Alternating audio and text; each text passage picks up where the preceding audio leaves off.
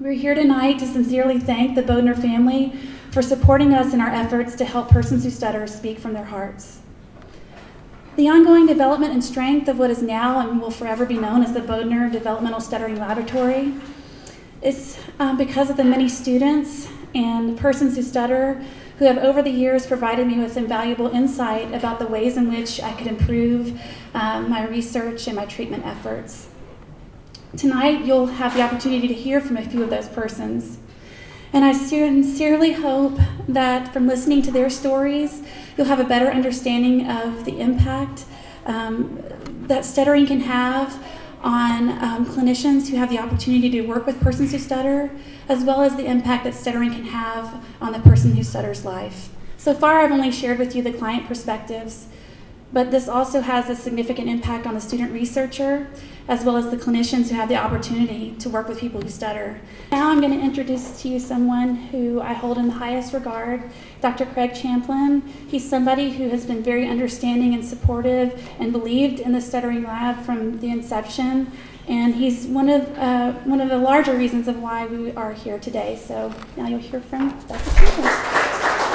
The faculty, students, and clients work side by side, expanding our knowledge base related to the area of stuttering, providing an incubator for student education, and delivering cutting-edge services to clients who stutter. On one of my first days on the job, Courtney gave me a stack of no more than 10 client intake forms. She introduced me to 2 undergraduate students and 1 graduate student. And here we are, almost 7 years later, and through our efforts, we have touched the lives of more than 350 clients, give or take a few, 100 undergraduate students, and 150 graduate students. And I also have to mention that between the 2 of us, we've had 5 children. And that leads me to the true purpose of this evening. Mr. and Dr. Bodner, your generous gift to the Developmental Stuttering Program is truly nothing short of a dream for both Courtney and I, or me. We know it ensures the work that we set out to do can continue in a way that we only dreamed would be possible. Thank you so very much. Good evening. I'm pleased to be a part of this wonderful celebration that marks the merging of a generous family with a deserving stuttering research lab. My name is Megan McGill, and I'm a practicing speech-language pathologist in Austin. I'm excited to see what's in store for the future students who have the opportunity to participate in research, as I did, as part of the Dr. Jennifer and Emanuel Bodner Developmental Stuttering Laboratory. So I'm the mother of 2 daughters who are both here tonight. Celeste is almost 5, and this is Charlotte, and she just turned 3 today.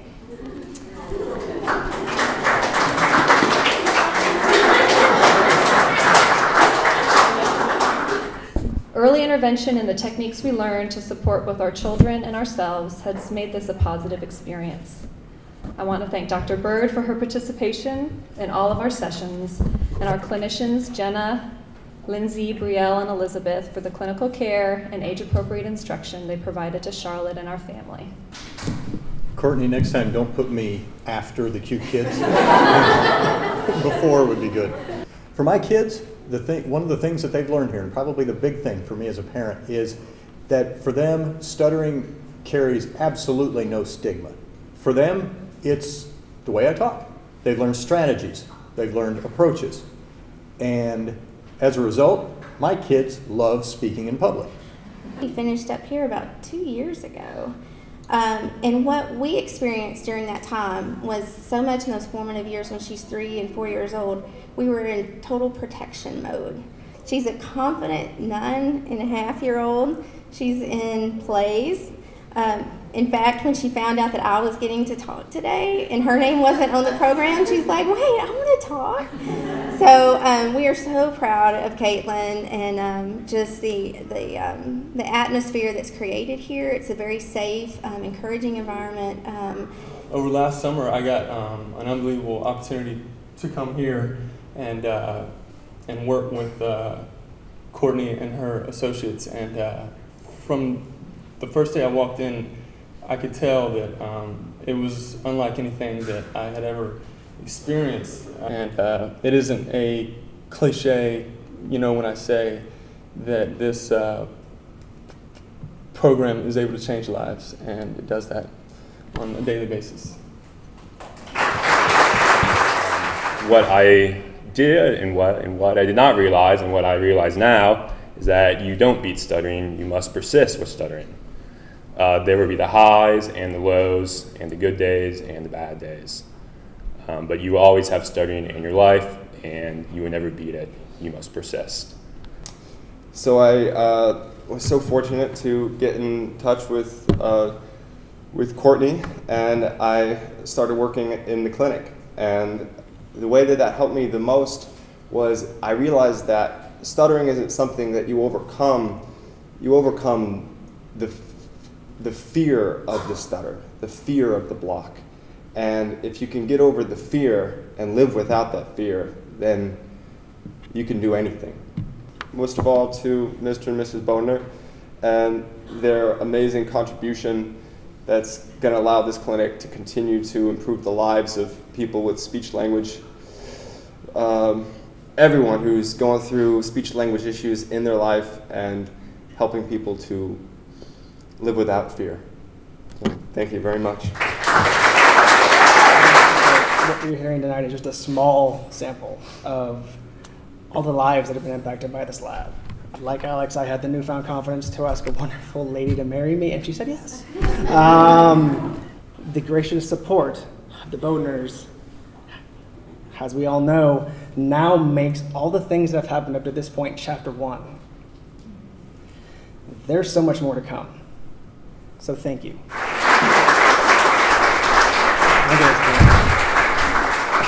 And I'm not the only person who wants to say thank you. We actually have a little demonstration of some other people who like to say thank you. My name is Sophie, and thank you, Dr. and Mr. Bodner. Thank you, Mr. and Dr. Bodner.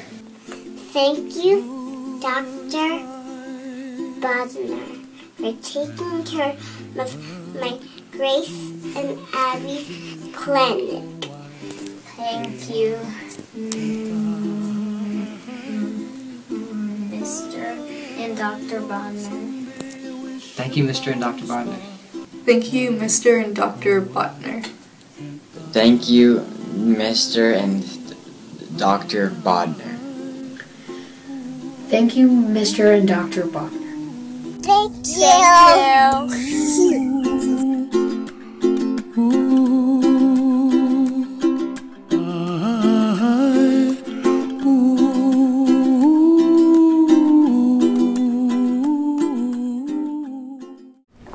Now I think we'll close tonight, which would be fitting to hear a few words from Manny and Jennifer Bodner. There are going to be a lot of tears tonight, I think. Tears of happiness and joy. We've heard some wonderful programs. Stories here are heartfelt, and what makes them heartfelt, because they're real. Upon the advice of my wife, I wrote down a few remarks. So Dean Hart, Dr. Champion, Dr. Bird, ladies and gentlemen, and everybody. First of all, good afternoon to everybody. On behalf of Jennifer and our entire family, we thank you for being here. Your presence and these stories of inspiration validate the mission of this laboratory, as it provides the foundation for full participation in the gift of speech. I'm sure everyone here is familiar with the opening line of Star Trek. I believe it could read, "Speech, the final frontier." You see, it is because through our speech, our ability to communicate and articulate our ideas and thoughts, that propel us from where we are to where we are yet to be. And when the fluency of speech is interrupted because of a stammer, the desire to speak is not diminished, it is strengthened. Yet what often results is frustration and misunderstanding. I believe these dynamics, the strength of speaking, were so beautifully demonstrated here this afternoon and artistically portrayed in the movie, The King's Speech. I have to think everyone here has seen that show. If you haven't, I encourage you to do so. There's one particular scene that for me encapsulates this entire thought. It is when King George is addressing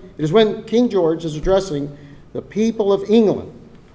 You can see both the speaker and the audience and can sense their uneasiness as people are shifting in their seats and looking from side to side. I can only imagine in real life the king was thinking, where are you looking? I'm not over there and I'm not over there. I'm right here. I'm right here in front of you. Chances are he would have said that in an English accent rather than a Texas drawl. When Jennifer and I first had the opportunity to visit, first with Dr. Champlin and then with Dr. Bird, and while it brought back a flood of memories, we too could sense the strength and sensitivity of their passion, yet they go one more step. They teach us to reach within ourselves and to pull out our confidence. And when it is nourished, it will flourish. You see, I speak from my own experience. I began to stammer in the 4th grade. I can tell you some stories. They're as eloquent and as beautiful as the ones we've heard. I'll tell you a few of them. And my wife told me, don't go off cue over there. But I'm going to go a little off cue. My teacher, Miss Brown, I think she just got her teaching degree. She was a lovely lady, she really was. And she brought in a tape recorder.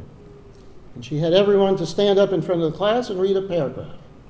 And then she would play back. I couldn't hear it a second time. I'm a freshman here at Texas, and in those days, I don't know how they do it anymore, but in those days, the guys, when they would call a girl or go out on a date, you'd call them from the lobby. The first time, of course, she hung up because she couldn't hear anybody on the other end. Tried it again, tried it a third time. The fourth time, I said, just don't hang up. So we got through that. And I met this one girl, and all she did was look at me. That's all she did. She would smile, and she would, in your words, let me finish. She let me finish whatever I was trying to say. And then she'd respond, and that's how we talk. And so that is very important, very important. And now we have our family and 2 children. My sister's here, my 2 children are here, and my oldest is now married. And I will tell you, the greatest source of strength right there. We understand firsthand, though, the opportunities and the miracles of this laboratory. Dean Hart, Dr. Champlin, and Dr. Bird, we are here to thank you, to congratulate you, to tell you and your team, faculty, the students, and all those who come to this laboratory how proud we are of you. We in Texas are fortunate to have a number of good schools, indeed in the United States as well as the world. And yet I am moved to say, it is good to be a Texas Longhorn. From the bottom, truly the bottom of our hearts, we sincerely thank you. Welcome once.